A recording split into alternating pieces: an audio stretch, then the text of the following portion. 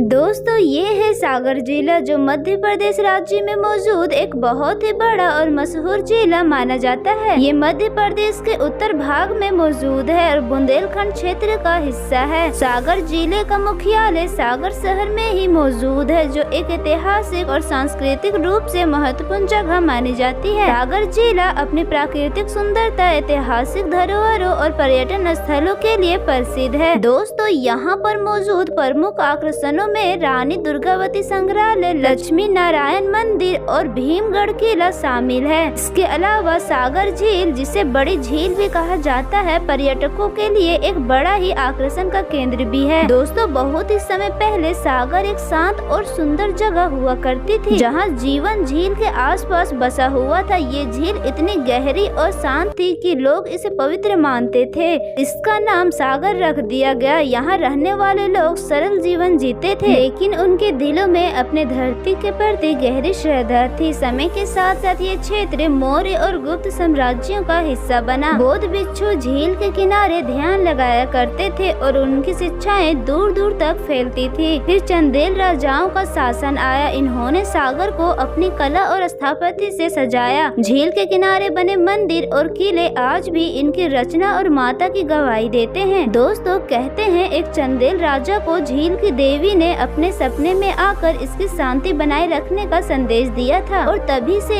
इसे पवित्र माना जाने लगा। मुगल काल में सागर व्यापार और संस्कृति का केंद्र बन गया। यहाँ के बाजार रेशमी कपड़ों और मसालों से भरे रहते थे। अंग्रेजों के शासन काल में ये एक सैन्य और प्रशासनिक केंद्र बन गया। 1857 के स्वतंत्रता संग्राम में सागर के लोगों ने अपने बलिदान से इतिहास में जगह बनाई। दोस्तों आज सागर अपनी झीलों और प्राचीन धरोहरों के साथ अपनी अतीत की कहानियां सुनाने के लिए खड़ा है। झील की लहरें आज भी अपने भीतर सैकड़ों साल का इतिहास छुपाए हुए हैं। सागर की हवाओं में उसकी गौरवशाली इतिहास की झलक देखने को मिलती है। दोस्तों सागर जिले की जनसंख्या विविधता की बात की जाए तो 2011 की जनगणना के अनुसार जिले की कुल आबादी लगभग 23 लाख है, जो इसे राज्य की घनी आबादी वाला जिले में से एक बनाती है। यहाँ की आबादी मुख्य रूप से ग्रामीण है। लगभग 76% लोग यहाँ पर गाँव में बसते हैं, जबकि शहरी आबादी 24% है। जिले का लिंगानुपात की बात की जाए तो 1000 पुरुषों प्रति 896 महिलाएं पाई जाती है। दोस्तों साक्षरता दर की बात की जाए तो यहाँ पर 76% लोग पढ़े लिखे हैं। क्षेत्र विभिन्न भाषाओं और सांस्कृतिक समूहों का घर है। दोस्तों हिंदी यहाँ की मुख्य भाषा मानी जाती है, लेकिन बुंदेली भाषा का भी यहाँ पर व्यापक रूप से इस्तेमाल होता है।